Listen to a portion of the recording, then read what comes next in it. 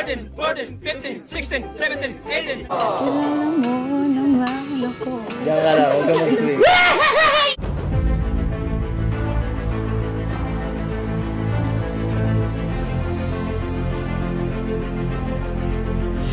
Ayun! Shoutout guys! Muli, welcome to my YouTube channel. Ito po si Kojulay, ang inyong katugang, ang inyong kalingap na muling bumabati po sa inyo ng magandang araw, magandang gabi. Saang sulok man po tayo ng mundo naroon. At sa araw na ito, meron po tayong panibagong vlog. Pag-usapan po natin yung part 12 po nung vlog ni Kalingap Rab patungkol po kay Beyonce. Na kung saan po itong episode na ito ay punong-puno po ng sorpresa. Sorpresa kay Kalingap Edo dahil nga po birthday dito. Tapos sorpresa din po kay Beyonce. At alam nyo po ba na si Beyonce ho pala ay napakaganda ng boses. So maririnig po natin sa pagkakataong ito. Tapos bukod po dyan, yung mga regalo po sa kanila, kay Edo at saka po kay Beyonce, malaking halaga po. So pag-uusapan po natin maya-maya ng konti.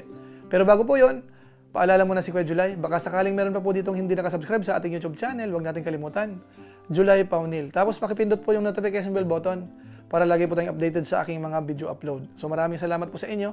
Tapos yung atin pong Facebook page, pwede po nating i-follow tapos po i-like. So maraming salamat po sa inyong lahat. Tapos si Kuya Bal Santos Matubang, si Kalingap Rab, si Ate Edna Vlog, tsaka po si Ruel of Malalag. Ganun na rin po si Japper Sniper. Supportahan din po natin. Maraming salamat po sa inyong lahat. Ngayon tuloy na po tayo. Pag-usapan na po natin yung vlog po ni Kalingap Rab kay Beyonce, mga Kalingap, na kung saan po ito po ay patungkol din po doon sa birthday celebration po ni Kalingap Edo. Bagamat alam po natin, ilang beses na po siyang nag-celebrate, pero dito po pagkagaling sa Hong Kong, nag-celebrate pa rin po uli. At sa pagkakataong ito, marami po tayong i-highlight, mga Kalingap. Iisa-isahin po natin. Unahin po muna natin yung pinakamensahe ho ni Beyonce kay Edo, mga Kalingap. So panoorin po natin. Happy birthday po kaya it's Lumapit ka, di ko marinig. Message ko lang po na stay humble. Huwag kang magbabago po. Tapos, Patuloy mo lang po yung mga ginagawa mo, yung pagtulong po sa mga nangailangan. Saka don't forget to smile po palagi kasi bagay po. Yan po ang mensahe po ni Beyonce. Kaso nga lang po parang nakukulangan po si Edo, mga Kalingap. Parang meron siyang hinihintay na sabihin po ni Beyonce. tapos, Mag-iingat ka po palagi sa tapos, yun lang, hulang. Hulang sa akin. Wala pang mas galing sa puso, sabi mo. Yung galing po sa puso, mga Kalingap. Pero huwag kayong mag-alala, dahil si Beyonce ho ay nag-prepare din ng pang-sorpresa po kay Edo. At kahit po tayo, yung mga viewers natin, nagulat po tayo. Dahil kinantahan po si Edo, mga Kalingap, ito po panoorin po natin. Kuya Edo, may nag-request po sa akin na kantahan daw po kita. Wow! Kaya, kakantahan ko po kayo. Sana po magustuhan po ninyo.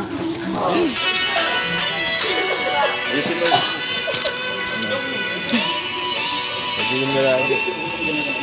Po pa rin kaya. Kung makakita ka ng higit sa isang katulad ko. Ang babago. Tulad ng sinabi ko. Ang pag-ibig ko'y para lamang sa iisang puso. Sana ay hindi lamang sa labi mo naririnig. Yan ay asahan mo pagkat ako'y tapat sa pag-ibig. Sabihin mo lagi at hindi panandalian kundi pang habang hindi baksak. Mag-swing. Huwag ka mag-swing. Tibok ng puso. Diyan ka lang, huwag ka mag-swing. Ganyan ang tulad ko. Kilala mo naman ako. Okay ka. Sige lang. Huwag ka nga mahiya. Sana ay hindi lamang sa labi mo maririnig. Dito naman ako. Pagkat ako'y tapat sa pag-ibig.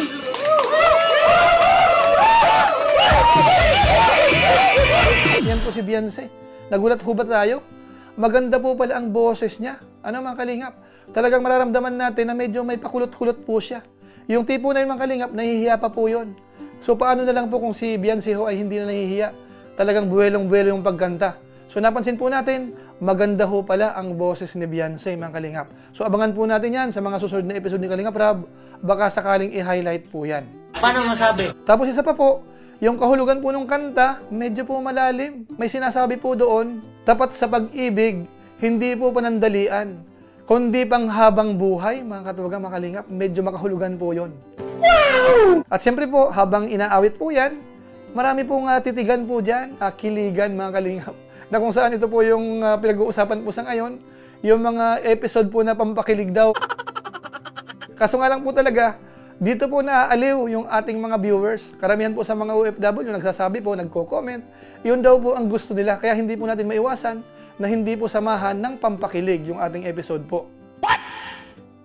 At siyempre po, yung bagay na yun, yung ginawa po ni Beyonce, na-appreciate po yun ni Kalingap Edo at nagpasalamat po siya. Salamat kanina sa pag-surprise. May pang-surprise song ka pa eh. Ang sweet. Welcome po. Request man po yun ng viewers. Kahit na nag-effort ka eh. Salamat. So yan po ang bahayag po ni Kalingap Edo. At siyempre po, dahil sinurpresa sa ni Beyonce, siya po ay meron ding sorpresa. At ito po ang matindi. Meron po mga regalo mula po sa Hong Kong. Ito, panoorin natin. Ibibigay ko muna yung sa ibang bigay ng sa mga fans mo. May mga bigay din ng fans. Huli ko na yun sa akin. Ito, may bag. Wow! Galing kay Mami A. Thank you po, Yan. Mami. Tapos, yan. May pabango pa. From Jojo Marmol. Thank you po, mamahalin to. Yun, may damit pa siyang binigay. Ganda. Oh, pag birthday mo, masusot mo to. Mahilig ka naman sa dress, di ba? Sigurado. Maganda yan. Yung first part po ay yung regalo mula po dun sa mga fans ng Team Kalingap na nagbigay po kay Beyonce. Pero ito po ang gusto po nating i-highlight din. Yung regalo po mismo ni Kalingap Edo kay Beyonce. Ito po panoorin natin dahil napakarami po. Una, yan. Baka di ka mahilig sa matamis. Pero ito. Baka Thank you po. pamigay mo na lang kung gusto mo. At ito. Ito. Tingnan. Bag. Yan. Surprise to. Charan! Binigyan kita ng mga mga pang accessories. Ito. Talagang effort. Siyempre. Kailangan tayo mag-effort para kasi special naman yung si Beyonce sa atin. Ito. Alam mo kung ano to? Pambira. Dalawa to. Promise ring. Hindi. Ano lang. Parang Remembrance. ising-sing sa'yo. Ano po, Mami? Sinusuot yan. Yan. Thank you po. Tapos, meron din ako niyan. Dalawa yan. Tapos, malaki. Dal. Ito, last na to. Bag. Pambira. Ito po. Tara! Para magustuhan mo. Ang dami po.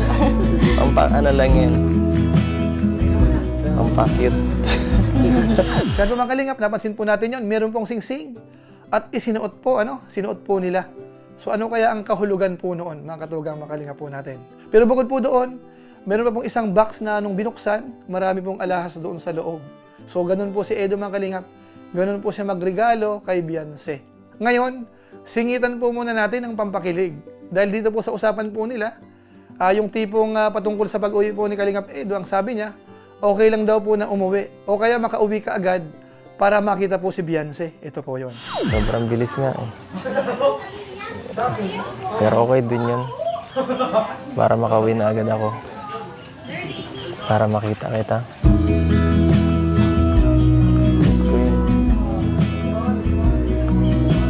Miss ko yung pagpunta sa dagat. Sa likod ng bahay niya.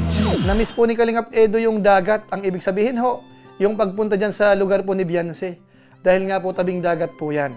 Tapos bukod po dyan, meron pa pong isa, isingit din po natin. Yung sinabi po ni Edo na maraming nagmamahal po sa kanya, sinite na po sina Kuya Bal, sina Kalingap Rab.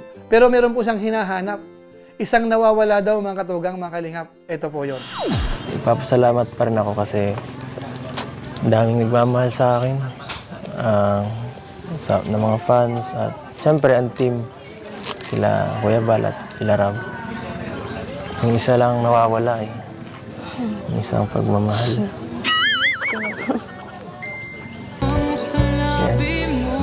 Sana all. Ano?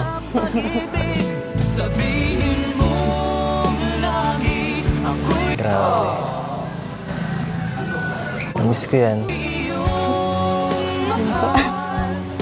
Yung mga mata mong yan, napakaganda. Nangungusap sa akin.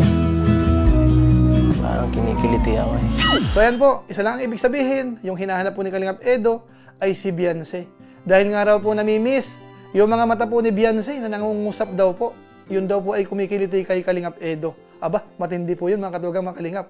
Mukhang iba na si Kalingap Edo sa ngayon, no? Mukhang matindi na po yung mga binibitawang mga salita. Ano mga katugang mga Kalingap? Ibang-iba na po si Kalingap Edo sa ngayon. Hindi natin alam kung meron na po siyang nararamdamang kakaiba po kay Beyonce mga katugang mga Kalingap. Kayo na po bahala. Po pwede nyo pong i-comment po sa ating comment section. So ayun po mga kababayan po natin, mga viewers natin. Iyon na lang po muna yung part na kung saan ay may konting kiligan, mga sorpresa. Dahil sa ngayon po, puntahan na po natin yung pinakamatinding sorpresa talaga. Ito naman po ay patungkol po sa financial. Dahil dito po sa episode na ito, meron pong regalong natanggap po si Kalingap Edo. Tumataging-ting pong 30,000 pesos. Ito po, panoorin po natin. So, unahin natin yung from Kalingap Edo Global Supporters. Nagbigay siya ng 20,000! Grabe! 1, 2, 3, 4, 5, 6, 7, 8, 9, 10, 11, 12, 13, 14, 15, 16, 17, 18, 19, 20! Woo! At may isa pa from EDC Global Supporters. Nagpapigay sila ng 10,000! 1, 2, 3, 4, 5, 6, 7, 8, 9, 10! Then po, malaking pera po yun. So congratulations kay Kalingap Edo. At meron kang natanggap na ganong kalaking pera. At siyempre ho, hindi magpapahuli si Beyonce. Meron din po nagpapabigay. Ito po, panoorin po natin. 10K po, galing pa tita from Rome para sa from Rome. Grabe! Ako mahawak na. Tapos 20K na ako nun ay. So 20K galing sa G Group kay Kuya Lito. Grabe! 30 rin ito, 30. Ay, grabe! Woo! Tama-tama po kasi yung ipon natin, papabrace ni Beyonce, ay makukumpleto na. Magkakabrace ka na, mauna pa atang brace sa babahay. Pero sabi naman ni Beyonce, ibaling huli na daw ang brace. Ang importante daw sa kanya, yung pabahay. Pabahay! Pabahay! Kaya itong papabrace ni Beyonce at pang paano sa ngipin niya, ay tatago lang natin, ano? Para pagkatapos na yung pabahay, saka na ito.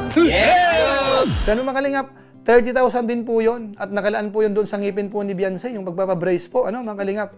Kaso nga lang po, parang minarapat po ni Beyonce, nasaka na lang, pagkatapos na lang po nung pabahay. So aabangan na lang po natin yan, mga kababayan po natin.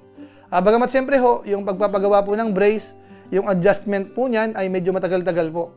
So hindi po natin alam kung kailangan pang hintayin yung pabahay, o habang ginagawa po yung pabahay, pwede na pong isabay yung brace. So abang-abang na lang po tayo mga Kalingap.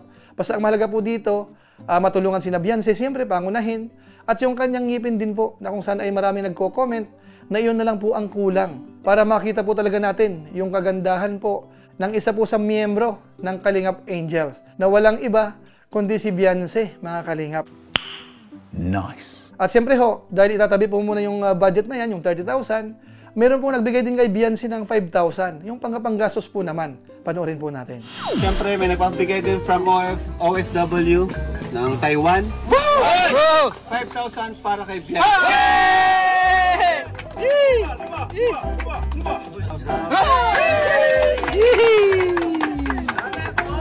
Kaya po mga katugang mga Kalingap, iyan po yung biyaya uli na natanggap ni Beyonce. Kitang-kita po natin kung paano po sila natutulungan o kaya umaasenso po yung kanilang buhay. Kaya masasabi po natin mga Kalingap, dito po sa episode natin sa ngayon, ang pangunahin po ay hina-highlight po natin yung pagtulong dito po kina Beyonce. Pangalawa po, yung merong pampakilig, At saka siyempre ho, yung mga talent, kamukha po ng pagkanta, na ilalabas ho yung kakayanan ng isang katulad ni Beyonce, mga kalingap, sa pamamagitan po ng pagkanta. At kahit po siguro pagsayaw, marunong din po ito, napapanood po natin dito po sa social media. At siyempre ho, baka marami pa pong talent yan si Beyonce. So abang na lang po natin sa mga susunod pang episode. So maraming salamat po sa inyo mga katugang, mga kalingap. Ito pong ginawa nating reaction video. Sana masuportahan din po natin. Pagkatapos po nating suportahan yung vlog po mismo ni Kalingap Rab. So maraming salamat po sa inyo. Siguro po pansamantala magpapaalam po muna tayo. Pero gaya po ng dati, meron lang po muna tayong isa shout out.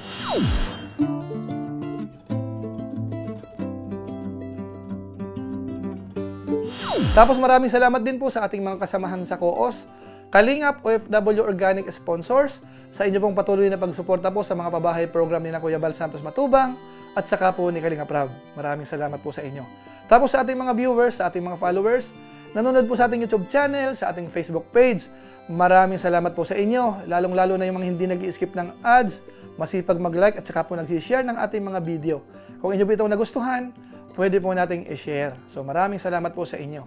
So muli, ito po si Kuya Julay, ang inyong katugang, ang inyong kalingap, na pansamantalang nagpapaalam po muna.